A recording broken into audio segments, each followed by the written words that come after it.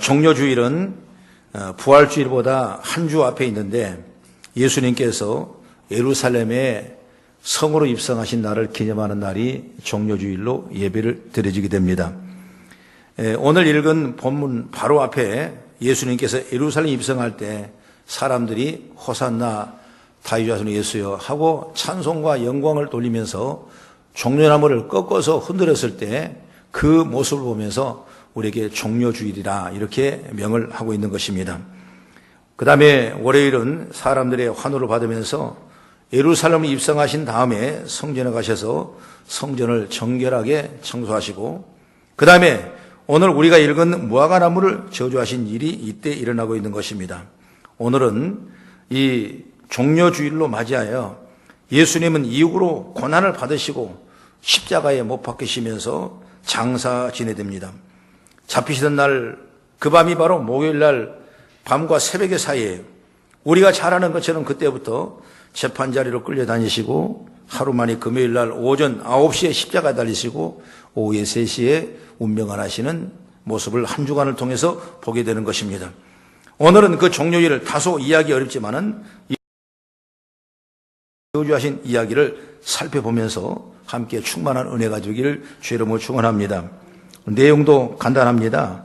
예수님이 시장하셔서 길을 가시다가 무화과나무를 보니까 잎이 많은 열매 얻을까 하고 다가섰지만은 열매가 없. 그래서 열매가 얻지 못한 예수님은 무화과나무를 14절에 어떻게 말합니까? 함께 같이 봉독합니다. 시작. 예수께서 나무에게 말씀하여 이르시되 이제부터 영원토록 사람이 내게 열매를 따먹지 못하리라 하시니 제자들이 이를 듣더라 그랬습니다.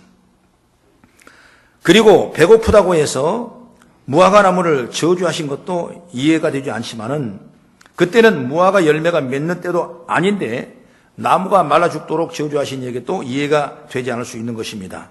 여기서 우리가 영적인 의미를 따진다면 무화과나무는 뭐냐? 바로 이스라엘 민족을 상징해요. 그러면 그 나온 열매는 뭐냐? 열매는 뭐냐? 바로 이스라엘 민족이 하나님을 섬기는 그 아름다운 신앙의 열매를 볼 수가 있는데 이 열매를 꼭 어느 때에 주님께서 찾으신 것이 아니라 아무 때나 지금도 무화과 열매를 딸 만한 그런 시간이 아닌데도 불구하고 예수님께서는 그 열매를 찾으셨던 것처럼 어느 때, 어느 시에, 어느 환경에 하나님께서 우리에게 오시기를 원하신다는 사실을 믿기를 바랍니다. 그래서 그 외향적인 신앙으로만, 위선적인 신앙으로만 우리가 살아가는 것이 아니라 내 안에 생명의 싹 틀 만한 그런 믿음의 큰 권세를 받아서 우리가 종료주를 맞이하면서 부활의 영원한 기쁨을 소유할 수 있는 아름다운 은혜가 있기를 주의 이름으로 축원합니다.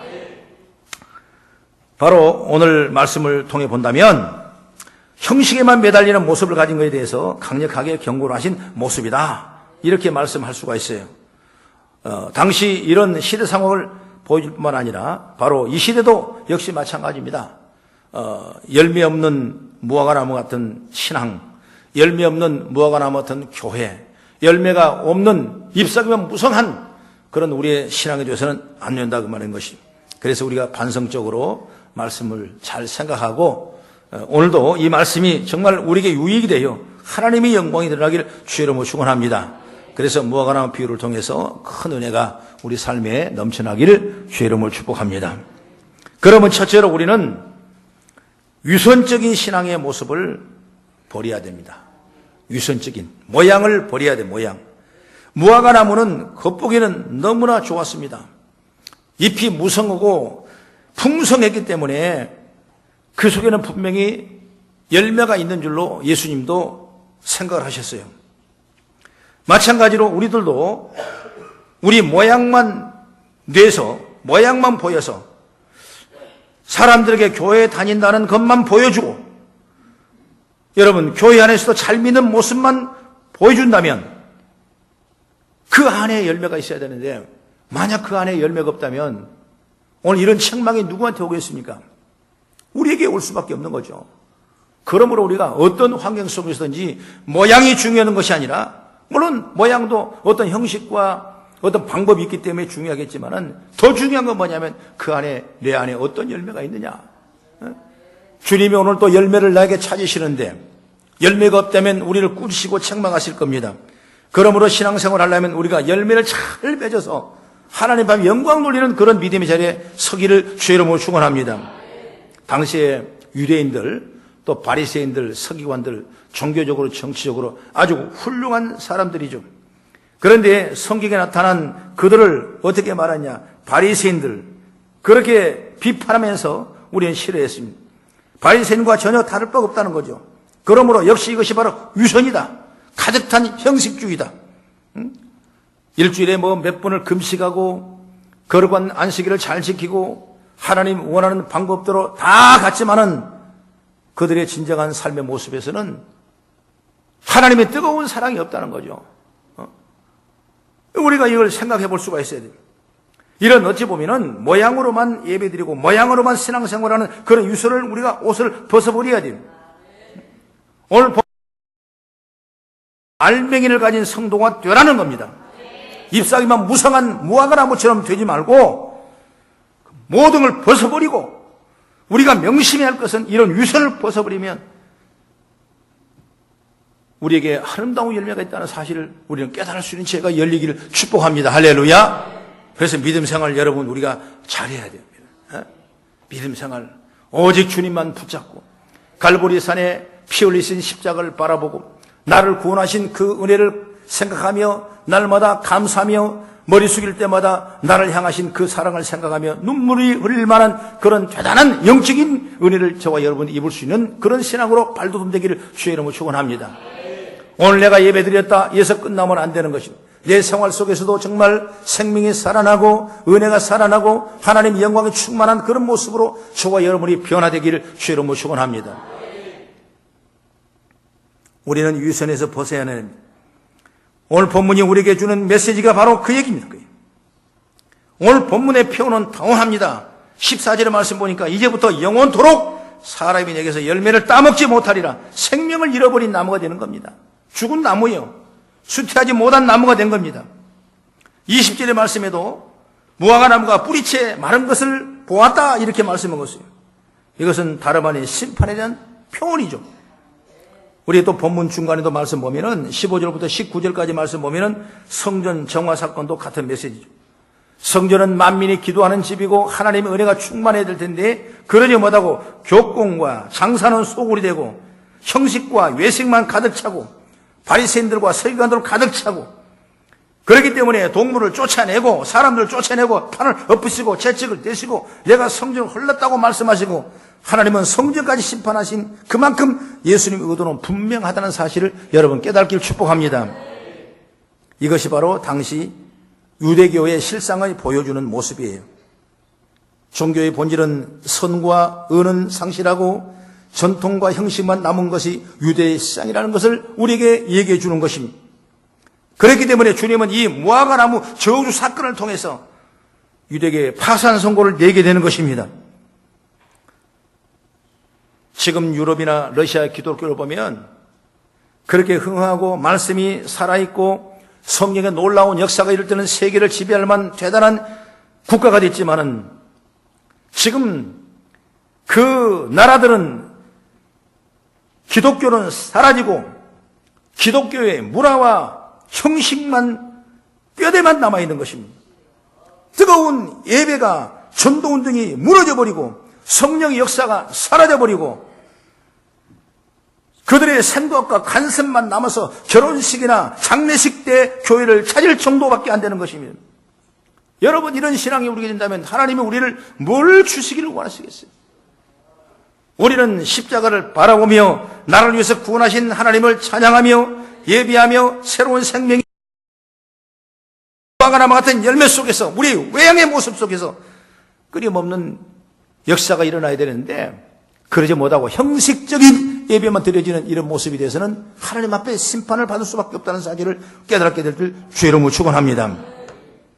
그러므로 우리가 고난주간을 맞이하면서 우리 한국교회가 전통과 형식만 남은 것을 막아야 됩니다. 우리의 형식과 예술적인 신앙을 막아야 됩니다. 우리는 주님의 십자가 복음이 충만하고 복음으로 인한 새 열매가 생산되는 교회가 되고 성도가 되길 주의 이름으로 축원합니다. 주의 자비와 사랑이 우리의 삶을 통해 실현되고 한 사람 한 사람이 주님의 진리와 성령의 충만한 성도로 살아가기를 주의 이름으로 축원합니다. 그것이 바로 뭐냐면 믿음. 믿음으로 살아가는 믿음으로. 나 아니면 안 된다는 그 믿음은 내 믿음의 믿음. 우리가 주님 앞에 나와서 주님 아니면 안 된다는 믿음을 가진 겁니다. 오직 십자가 그를 바라보며 믿음으로 승리하며 믿음으로 이기며 믿음으로 나아가는 그런 성숙함의 은혜를 저와 여러분 있기를 주의 이름으로 축원합니다. 이사야 4장 11절 12절의 말씀 보면은 여호와께서 말씀하시되 너희의 무수한 재물이 내게 무엇이 유익하뇨? 나는 순양의 번제와 살찐 짐승의 기름에 배불렀고 나는 숫송아지나 어린 양이나 수염소의 피를 기뻐하지 않노라. 너희가 내 안에 보이려 오나 그것을 누가 너에게 요구하였느냐? 내 마당만 밟을 뿐이라고 말씀했습니다. 마당만 밟은 신자가 되는 것이 아니라 하나님 앞에 큰 기쁜 영적인 축복을 받기를 주의 이름으로 축원합니다. 마태복음 23장 23절에 말합니다. 화이스전적 외식하는 서기관들과 바리새인들이여 너희가 박하와 해양과 근처와 11조를 드리되 율법에 더 중요한 의와 인과 선을 버렸도다. 그러나 이것도 행하고 저것도 버리지 말아야 할지니라.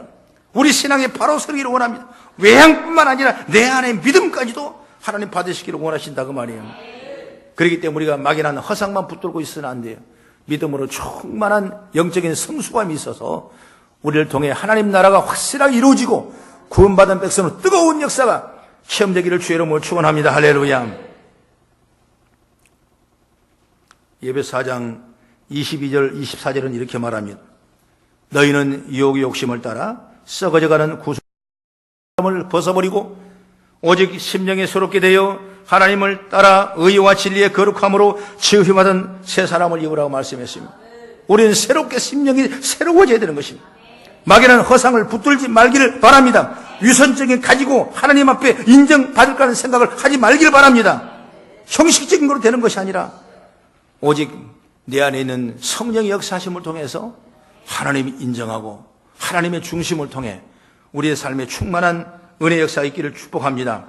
그러므로 우리는 무성한 입만 되는 그런 믿음이 아니라 정말 내 안에 성숙한 하나님을 사랑하고 교회를 섬기고 교우를 돌보고 전도하는 열정을 가질 만한 이런 성숙한 내 안의 역사가 일어나서 열매가 맺는 믿음이 되기를 축복합니다.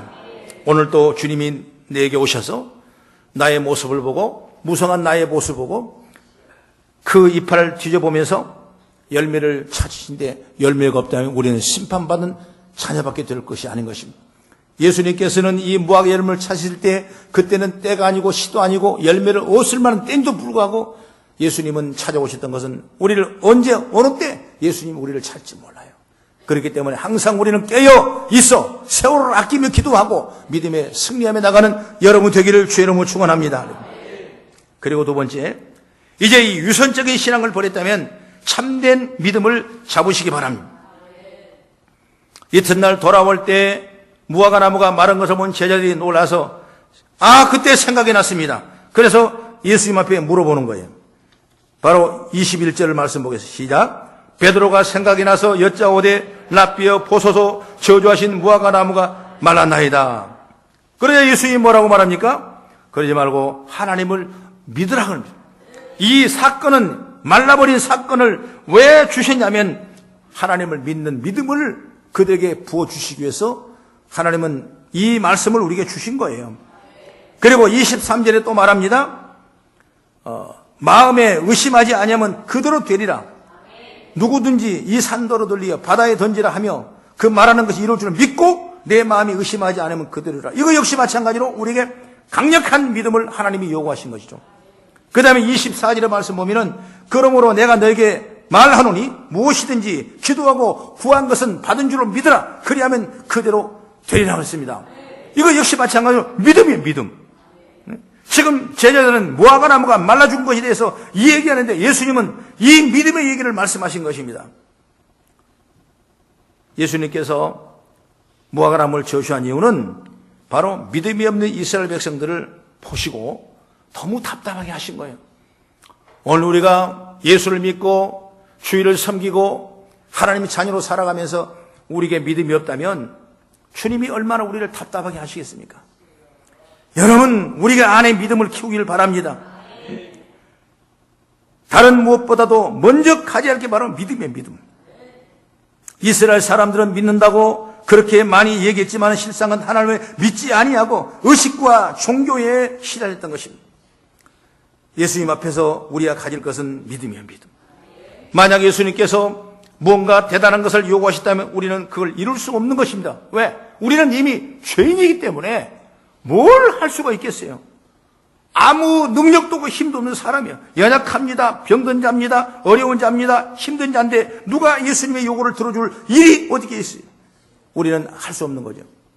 그러나 예수님은 다른 것을 요구하지 아니하시고 우리에게 믿음을 요구하십니다. 믿음 하나를 요구하시고, 그러니 이것저것 얘기하기에 앞서 믿음을 가졌다는 걸 우리가 봐야 돼요. 믿음만 가졌다면 다른 것은 전부 부차적인 것들입니다. 하나님이 온전히 신뢰하는 믿음만 가졌다면 이 세상은 다 이룬다 하더라도 여러분 겁날 것이 없는 것입니다. 할렐루야. 히브리서 11장 보면 믿음에 향한 선지들의 믿음의 증거가 쭉 나와 있습니다. 수많은 사람이 여기에 들어있어요. 어떻게 믿음으로 살았는가? 어떻게 믿음으로 증거했는가? 어떻게 삶을 살았는가? 우리로 말하면 어떻게 아름다운 열매가 그 삶 속에 있었는가를 누춰보는 수많은 인물들이 나와 있습니다.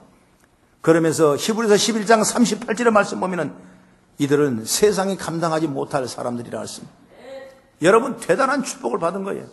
믿음을 지키니까 세상이 우리를 감당하지 못할 만한 대단한 영적인 능력을 받게 되는 걸 보게 되는 것이죠. 여러분, 세상의 칼이 와도 두려워하지 않습니다. 세상에 두려워하지 않습니다. 세상에 어려운 경제가 와도 여러분 두려워하지 않습니다. 어떤 것이 눈앞에 와도 하나님 버리지 않고 하나님을 의지하는 자들이 되기 때문에 하나님은 우리를 축복하실 수밖에 없는 거죠. 그 믿음을 갖기를 바랍니다. 그래서 믿음이 이야기할 때 우리가 빼놓을 수 없는 것이 바로 뭐냐? 예수 구원의 믿음이요. 할렐루야. 오늘 예수 믿고 구원받았습니다. 하나님이 세상을 이처럼 사랑하사 독생자를 주었으니 이를 믿는 자는 멸망치 않고 영생을 얻게 하려 하시오라고 말씀한 것처럼 하나님이 우리를 이토록 사랑하셔서 예수의 아들을 이 땅에 보내셔서 우리 대신에 다 십자가의 고통을 당하시며 죽게 하신 그분이 누구냐? 바로 하나님의 사랑이라고 말입니다. 그걸 우리가 믿어야 돼요. 예수님을 믿는다는 것은 십자가에 달려 돌아가신 예수님은 바로 나의 죄 때문에 십자가에 달려 돌아가신 것을 믿는 죄가 열리길 주의 이름으로 축원합니다. 바로 고난주간은 그 일을 위해서 하루하루를 또박또박 예수님이 지나가는 행적이 바로 고난주간이에요. 그를 위해서 오늘 예루살렘 성에 입성하여 종려나무 흔들고 호산나 타 예수니여 구원하며 찬양하며 영광을 돌렸던 것입니다. 그러나 죽으셨지만 예수님이 다시 3일 만에 살아나셔서 사망 권세를 완전히 이기시고 부활의 영광이 일어난 줄 믿으시기 바랍니다. 할렐루야. 우리의 부활의 첫 열매가 예수님이 되셨습니다. 그리고 나와 같은 영, 그리고 나와 같은 주의 영, 성령을 보내주셔서 내가 다시 올 때까지 성령이 나를 가르치시고 인도하시고 우리에게 말씀하셨습니다. 예수님을 믿는 사람은 하나님의 자녀가 되어서 이제 새하늘과 새 땅이 이 땅에 나오실 때 우리는 그 나라 주인공이 되는 걸 믿기를 주의 이름으로 축원합니다. 믿음을 가져가, 믿음을 가져. 그 왜 그토록 피를 흘리셨을까? 왜 그토록 고통을 당하셨을까?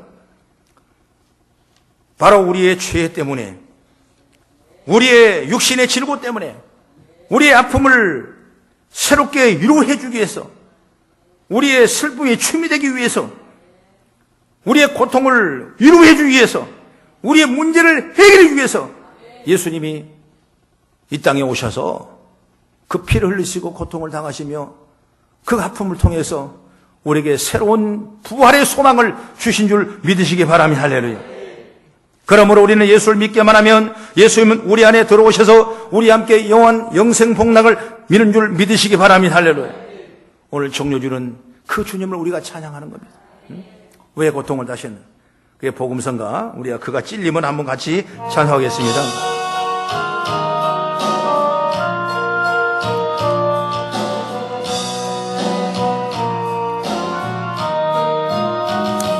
그가 찔림은 우리 외 허물을 함이라. 그가 상함은 우리의 죄악을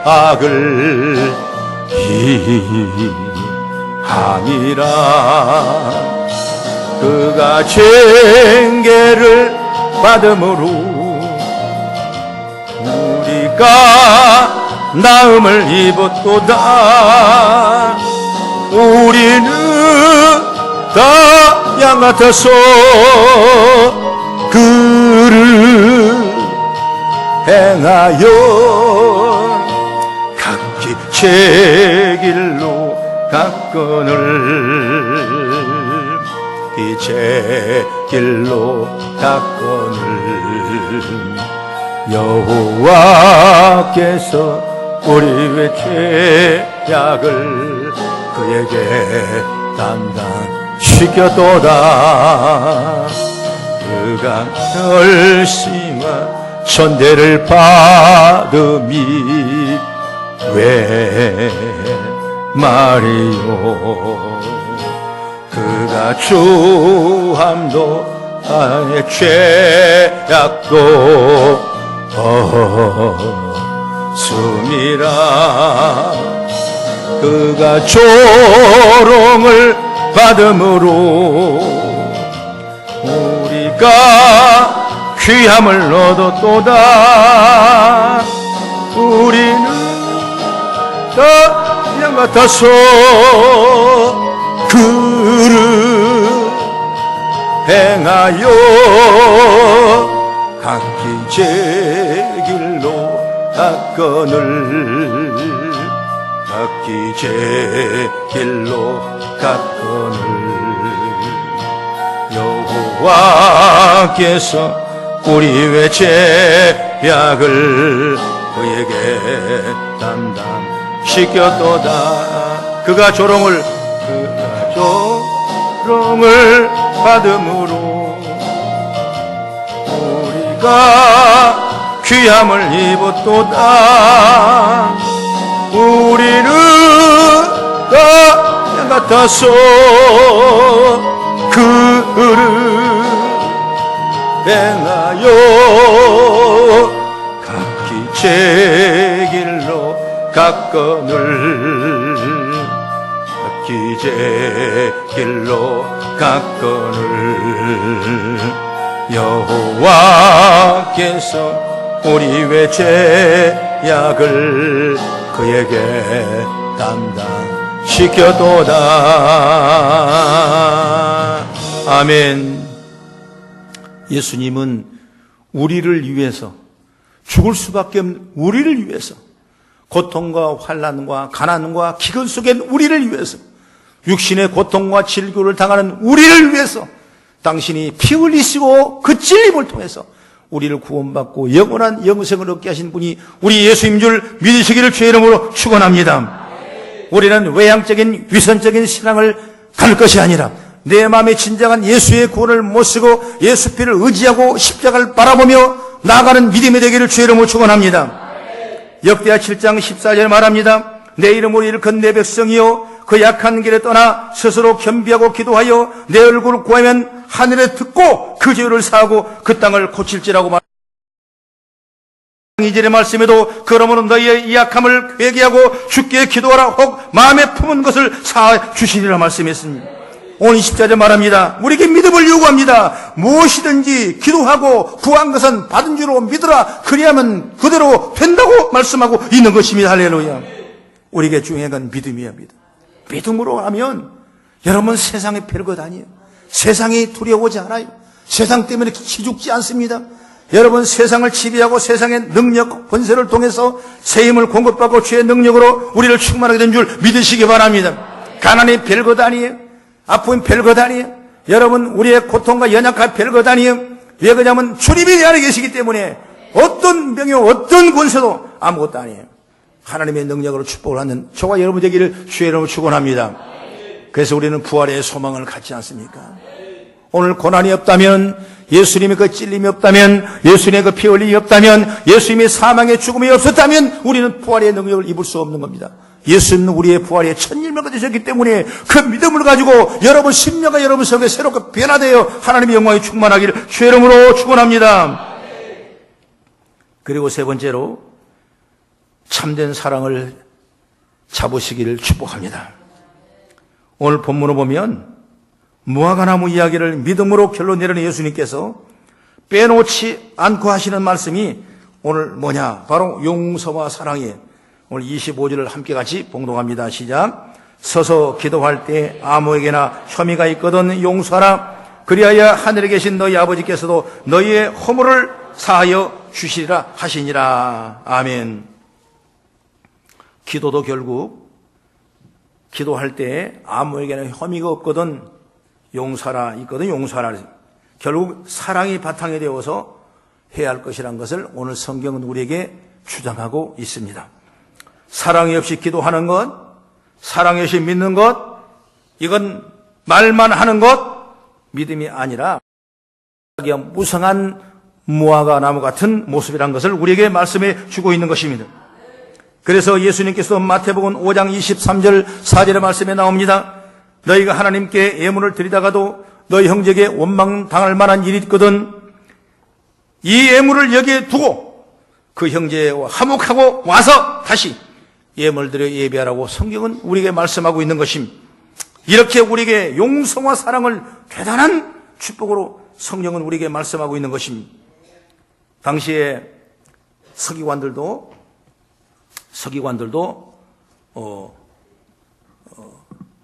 말하자면 외식하는 신앙입니다. 바리새인도 외식하는 신앙입니다. 형식은 있고 모양이 있지만은 그 안에 예수님을 우리를 구원할 자 구주 나의 생명이 되신 구주를 믿지 못하는 것입니다.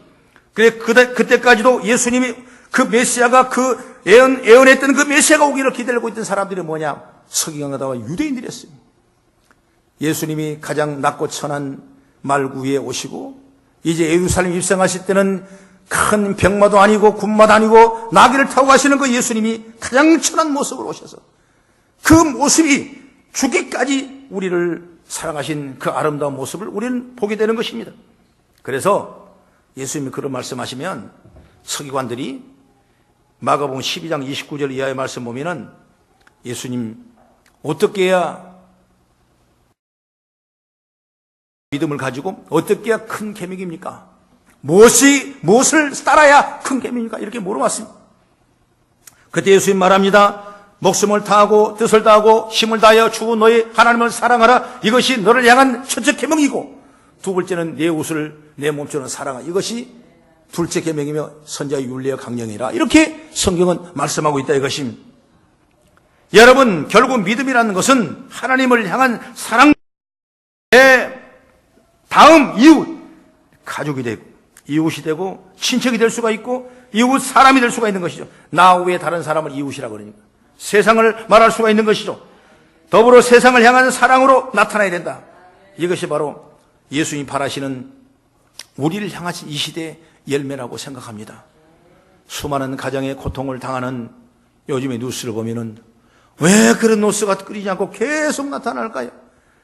자녀를 죽이고 어머니를 죽이고 또 자식을 죽이고 세상에 어디 나가서 이웃을 죽이는 것이 아니라 가장 문제가 이런 가정에부터 일어나는 겁니다. 여러분 이것이 뭡니까? 오늘 이 시대에 우리가 정말 이 사랑이 있어야 되는데 이 사랑이 없는 거예요. 가정의 사랑이 없어지면 안 되는 것입니다. 이 믿음을 우리가 가져야 돼요. 하나님은 가정을 사랑하시고 우리 사람을 사랑하시고 하나님은 누구든지 다 사랑하실 수 있는 축복을 우리에게 주셨어요. 그래서 예수님 관심은 오직 사랑하는 것뿐이에요. 우리가 그 믿음을 가지고 나기를 주의 이름으로 축원합니다. 사랑이 없으니까 아무리 윤리와 도덕이 발전해도 여러분 도덕이 무너지고 윤리가 깨지는 일들을 우리가 보지 않습니까? 산업 사회가 발전하고 세상이 좋아지면 좋아질수록 여러분 사랑이 없어지는 겁니다. 우리가 오늘 또 이 말씀을 우리가 받는다면 참된 사랑을 잡을 수 있어야 돼. 예수님 우리에게 주신 사랑을 우리가 잡을 수 있어야 돼. 예수님은 그 사랑이 뭡니까? 거룩한 하나님이시지만은 가장 낮은 자들 속에 예수님이 계셨어요. 사복음서에 보면 예수님이 행하시는 그 여러 가지 행적을 보게 되면 가난한 자에 가셨습니다. 불쌍한 자에 가셨습니다. 나사로와 마르다와 마리아 가정에 늘 유하셨습니다. 병자의 집에 가셨습니다. 고통 중에 있는 그들에게 찾아가셨습니다. 사람이 꺼려하는 죄인들에게 그들이 가셨습니다. 사람들이 멀리하는 이들에게 예수님이 찾아가셔서 당신의 사랑과 능력을 주시기를 원했던 것입니다. 오늘 이 시대가 아무리 사회가 발전하고 풍성한다 할지라도 오늘 예수님이 이 풍성한 무화과 열매를 열어보실 때 무엇을 찾겠냐 이것입니다. 오늘 이런 믿음의 지혜가 열리기를 주 이름으로 축원합니다. 우리가 믿음을 얘기하고 사랑을 얘기한다면 이런 어려운 자를 예면해서는 안 됩니다. 이들을 내 몸처럼 사랑하는 모습이 될 때 비로소 우리는 예수 앞에 서는 것입니다. 아까도 말했지만 왜 문제가 이렇게 생기지? 관심이 없어요. 관심이 없는 것입니다. 아내는 남편에 대한 관심이 없는 것입니다. 오늘 직장에 나가면 뭐 돈 벌어 오겠지. 또 아내는 집에 있으니까 잘하겠지. 여러분 그냥 소가 닭보듯이 하고 있어요. 소가 닭보듯이. 예? 여러분 소는 여러분 소밥에 와서 닭이 주워 먹어도 가만 놔둬요. 저거 하나 먹어봐야 별것 아니다고. 있으나 없으나 똑같은 거니까. 여러분 그런 실에 그런 사랑에 빠진 거죠. 맞아. 그러니까 어려워지는 겁니다. 이 사회가 어려워지는 겁니다. 갈수록 더 어려워지는 겁니다. 그러나 오늘 복음의 능력은 뭐냐? 열매를 따야 되는데 그 열매를 우리가 우리의 심령에 맺어질 수 있기를 주의 이름으로 축원합니다. 성경은 갈라디아서 4장 23절에 말합니다. 열매를 성령의 열매라고 그랬어요. 사랑과 희락과 화평과 오래 참음과 자비 양성과 충성 온유 혈제라는 열매가 있다고 말씀했어요. 하고 성령을 내 안에 모셔드리고 주를 잘 섬길 때 우리에게 이런 놀라운 열매가 있는 줄 믿으시기 바랍니다. 믿음은 실제적인 역사입니다. 예수님처럼 가난하고 억울한 자들과 하나 되는 것이 믿음입니다. 그들의 모습이 있지 않으면 우리 앞에 무성한 무화과잎만 무성할 뿐입니다. 이제 우리는 고난주간을 맞이하게 됩니다. 한 주간 예수의 그리스도의 놀라우신 부활의 은혜를 기쁨을 나눌 수 있는 믿음의 시간을 위해서 찾아가고 있는 것입니다. 이제 우리 감상적으로 고난을 묵상하는 것이 아니라 참된 예수 그리스도의 능력을 믿는 그 믿음을 묵상하기를 주를 축복합니다. 우리가 가지고 있는 유선을 떨쳐버리고 우리가 고난에 동참하는 겁니다. 예수님을 순전하게 믿는 믿음으로 고난에 동참하는 것입니다. 우리에게 보내주신 내 삶의 내 가정, 내 이웃, 내 교회, 우리 성도를 사랑으로 실천하며 고난에 동참하기를 주의 이름으로 축원합니다. 할렐루야. 오늘 그랬을 때 앞으로 우리에게 늘 날마다 오는 부활의 영광, 부활의 기쁨, 부활의 그 소망이 저와 여러분 등에 충만하게 부어지게 될 줄로 믿습니다. 기도하겠습니다.